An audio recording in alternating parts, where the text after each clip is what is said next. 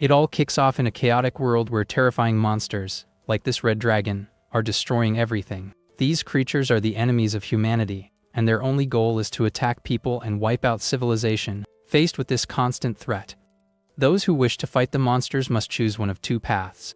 The first path is that of the mage, who uses the mana that flows throughout the atmosphere to cast spells. In this way, they can perform supernatural miracles and create magic with immense destructive power. Right after, we see the mage in action, launching several blades of energy against the flying creature. The gigantic beast is not a fan of this and roars in fury upon being hit by the magical attacks.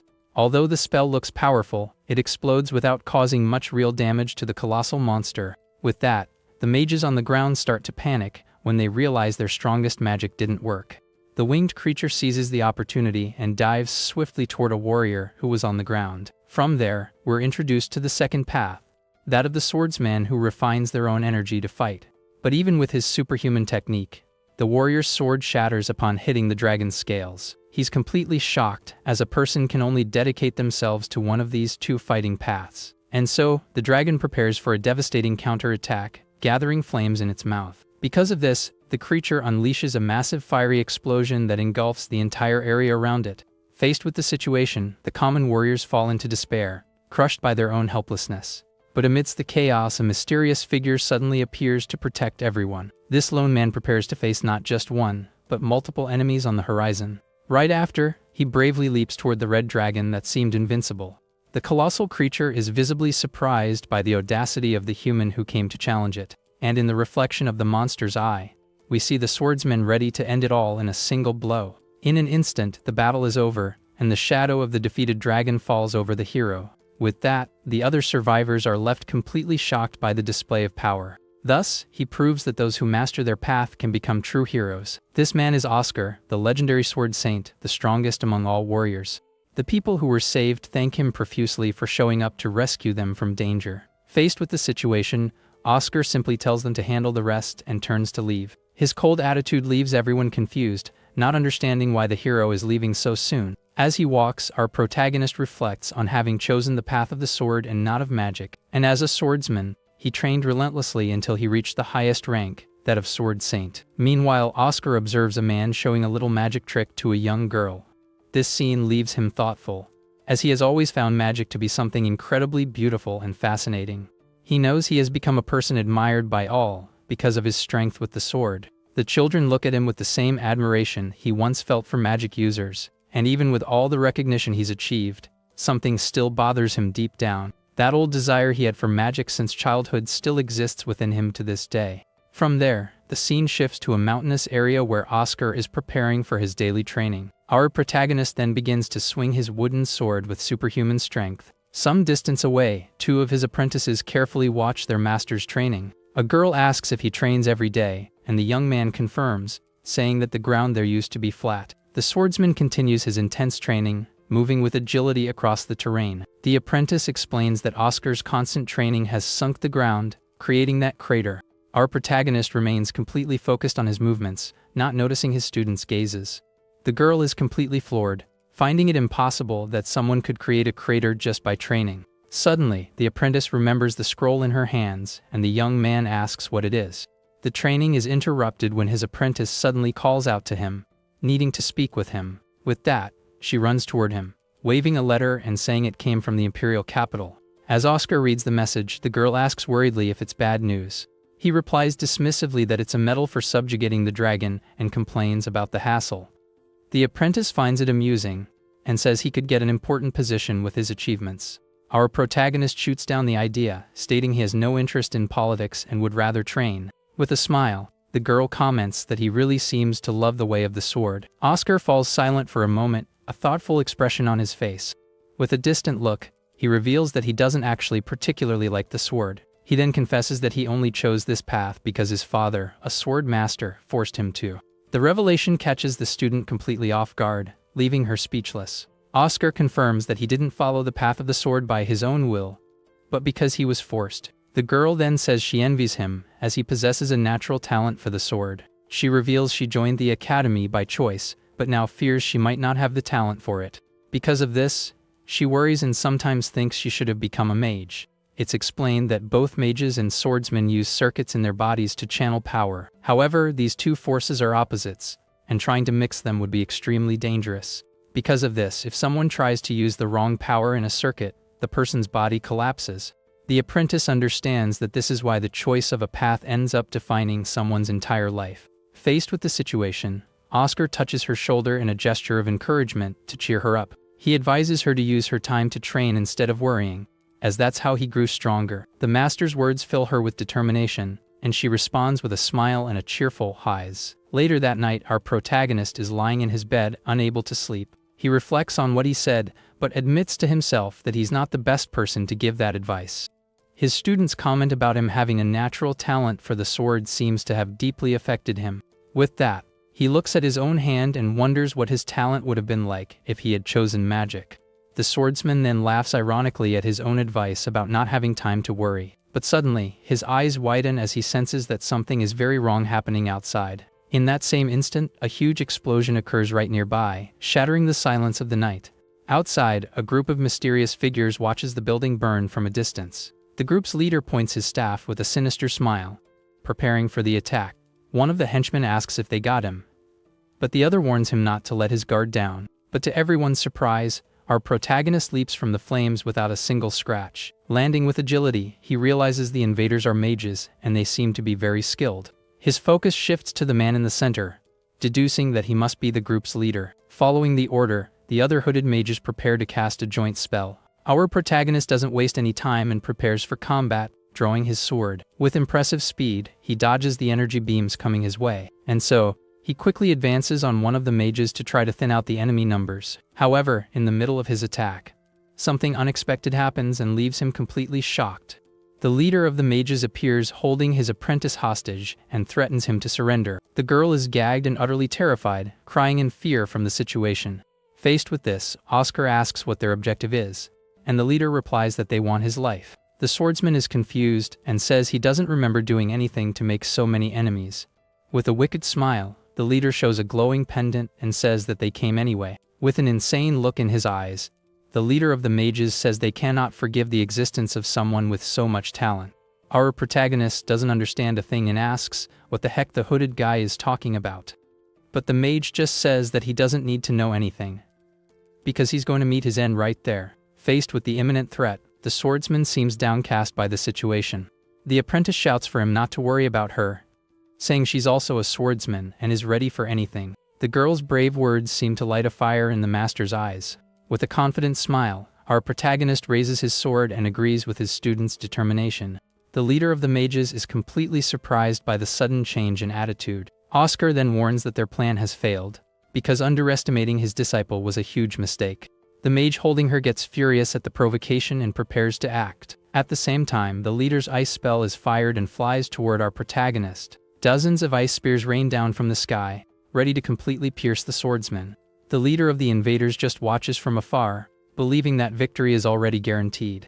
But his victorious smirk vanishes when he notices something unbelievable and says that it's impossible. It turns out that Oscar ignored his own safety to save his student, and ran the henchman through with his sword. Riddled with ice, our protagonist glares at the leader of the mages, who thinks he's an incomprehensible madman. With the student now free, the mage says the objective has been met and simply bids farewell, abandoning the scene. But before disappearing, he leaves a mysterious message about Oscar being blessed with a talent for magic. Right after, the girl runs to her master and desperately asks why he saved her like that. Even though he's all messed up, the swordsman smiles and replies that he did it because he's a warrior, too. He states with tears in his eyes that he was prepared to perish, accepting his fate.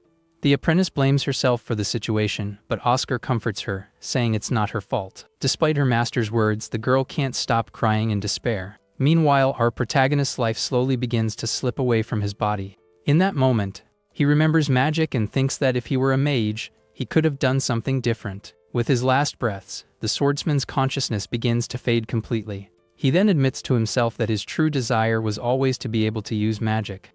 The hero reveals that he used the sword only to distract himself from the truth, and that the honors never fulfilled him, because nothing compared to the thrill he felt when he saw magic for the first time as a child. And with that last thought, a new light appears, as if offering a second chance. Suddenly, our protagonist opens his eyes and finds himself in the middle of a very familiar forest. With that, he's completely confused because he's sure he should be gone by now. Looking around, the young man tries to understand what's happening and where he could be. From there, he realizes he's on top of a hill overlooking his old hometown. His mind takes him back to his last moments of life, all pierced by ice. But when he comes to, he notices a wooden sword and some letters scattered on the ground. Astonishment takes over his face as he recognizes those objects from a long time ago. In his hands are the admission invitations for the 2 largest academies in the kingdom. These letters are sent to all young people around 15 years old to choose their future. Thus, they must decide between the Academy of Magic or the Academy of Swordsmen.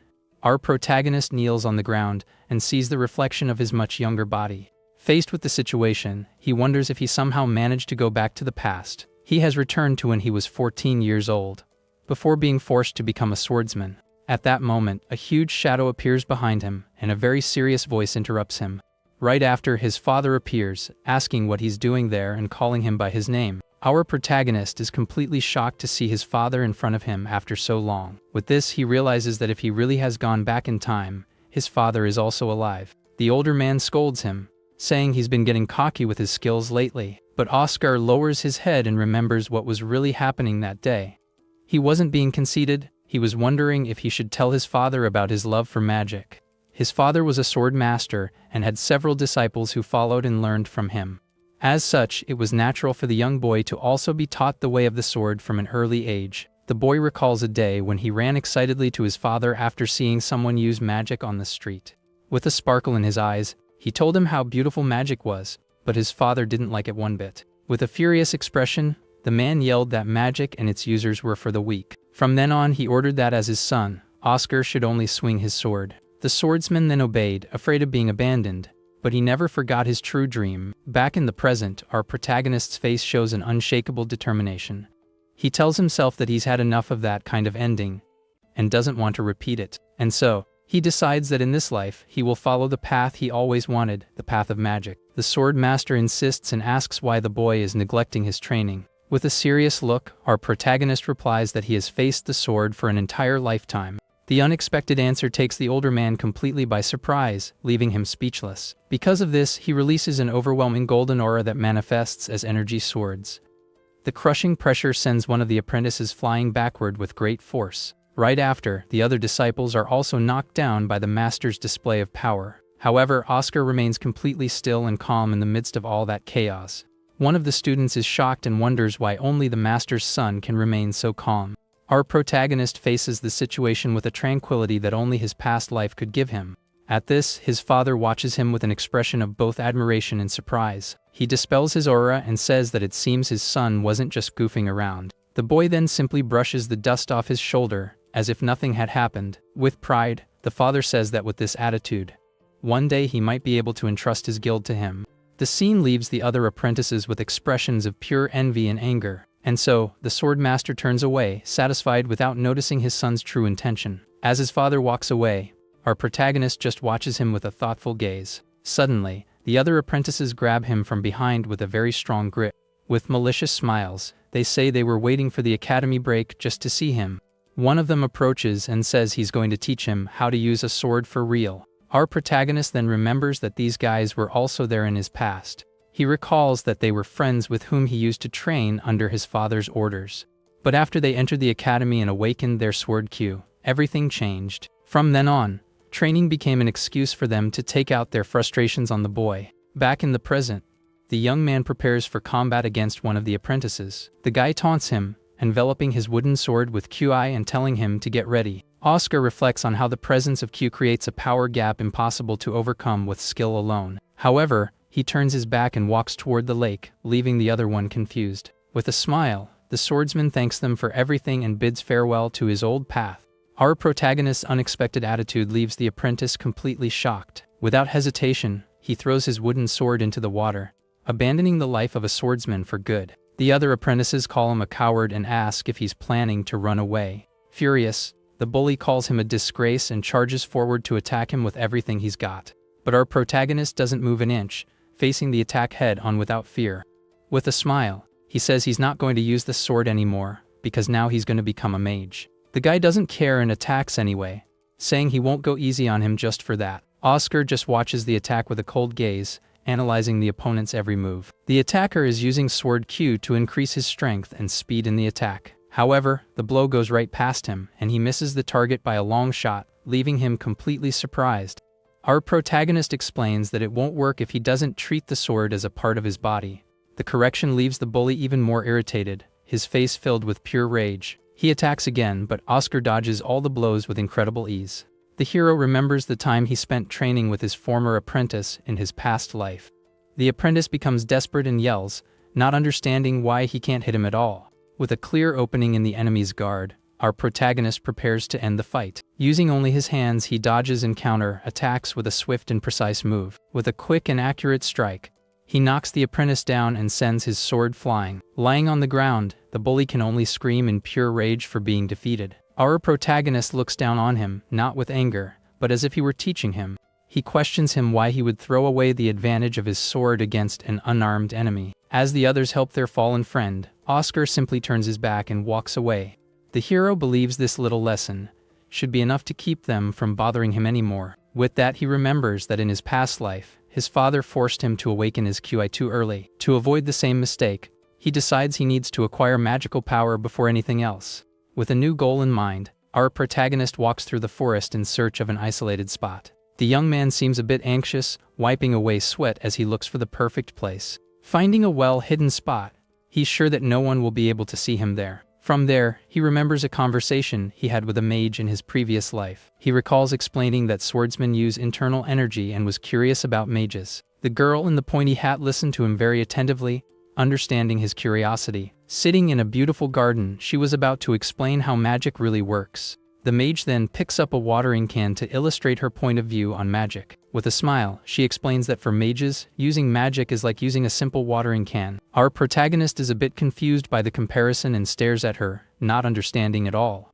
The girl says that even though you can't see it, magical power exists and fills the entire atmosphere. So, by pouring this energy into a magic formula, the spell is finally activated. Back in the present, our protagonist is sitting on a rock, trying to concentrate. He remembers what the mage once said about mana being present everywhere. With that in mind, he looks up at the sky and continues his meditation in the secluded forest. Oscar then wonders if he could pull that energy into his own circuits. The young man reflects that a swordsman uses his eyes, ears, and skin to survive. He is no longer a warrior, but his sword saint instincts are still there. Right after, the young man closes his eyes to focus all his concentration on the task. As such, he believes he will be able to feel even the invisible magical power. Faced with the situation, he begins to feel the energy in the birds and fish around him. Upon opening his eyes, he can finally see the mana as trails of light everywhere. With wide eyes, our protagonist is amazed to finally see magical power. He celebrates excitedly for having succeeded, and says that now he just needs to pull the energy inside. But the excitement quickly fades when he realizes he has no idea how to do that. Suddenly, the young man's attention is diverted to a strange noise coming from his side. From there, a small rock is thrown and lands on the ground right near where he is.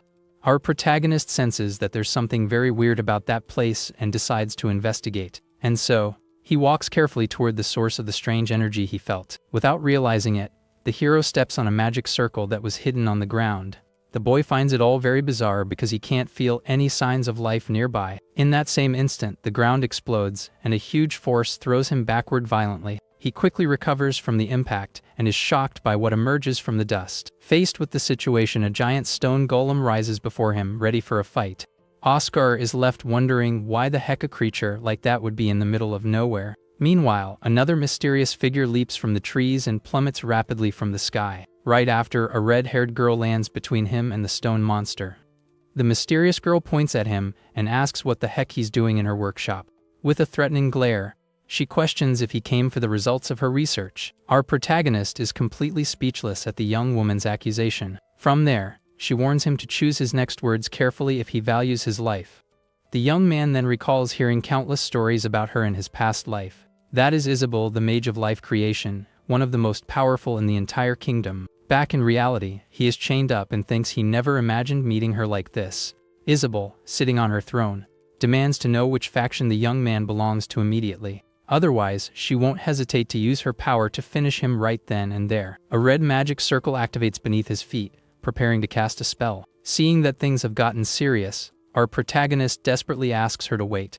He tries to explain that he's not an enemy and didn't even resist when he was captured. However, Isabel doesn't seem convinced by the young man's words and grips her staff. With a furious look, she says he seems to want to perish and activates a powerful spell. The mage bids farewell to the nameless mage as our hero prepares for the worst.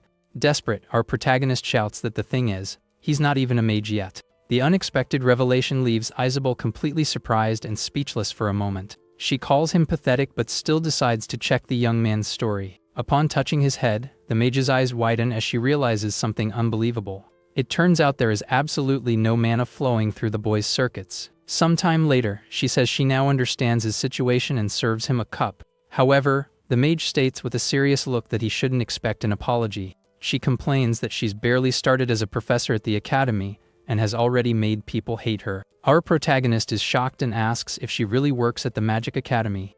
The young woman confirms and says she thought it would be useful for her golem research. Oscar realizes this is his chance to learn from her and finally use mana. Faced with this unique opportunity, the young man looks at her with unshakable determination. With that, he pleads for her to teach him how to pull mana into his body. But Isabel refuses on the spot, saying she has no interest in weak and incompetent men. Because of this, she tells him to drink what was served and just go home. Remembering his tragic end, he tells himself that he can't give up again. With a serious expression, he faces the mage unshaken by her refusal. Isabel ignores the young man's insistence and asks her golem to refill her cup. Our protagonist observes the servant golem and is a bit intrigued by the creature. Using his sharp perception, he can see the flow of mana inside the automaton.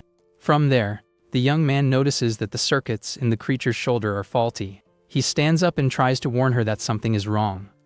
But the mage thinks it's just to get attention. In that same instant, the golem loses control and drops the teapot with the hot liquid. Because of this, all the scalding contents fall directly on Isabel's head. Our protagonist screams her name, completely terrified by the scene. He rushes to help her, asking if she's okay and offering a cloth to dry off. Meanwhile, the golem's shoulder continues to spark due to the defect. Soaked, she explains that the golem's right shoulder circuits got clogged. The young man then gently takes her arm to help her clean up with the cloth. At this, the mage is shocked and asks how the heck he knew the golem was going to malfunction. Our protagonist explains that the mana flow seemed strange. Stunned, Isabel asks if he can see the mana in the air, and he confirms it.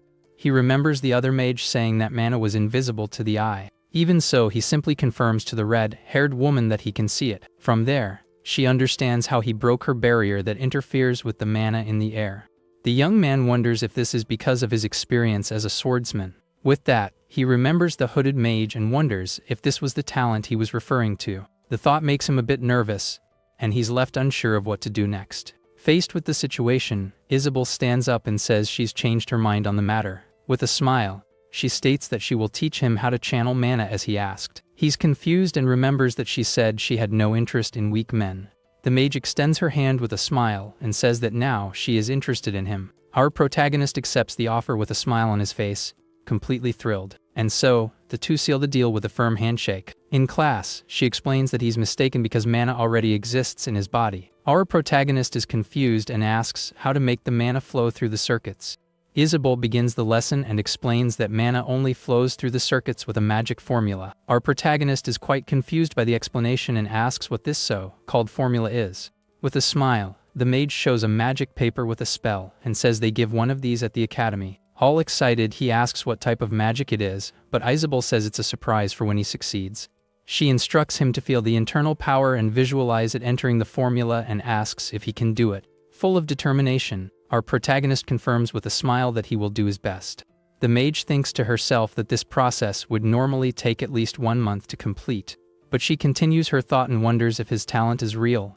Things might be different. As such, she concludes that maybe he can do it in 2 weeks while the young man prepares on the floor.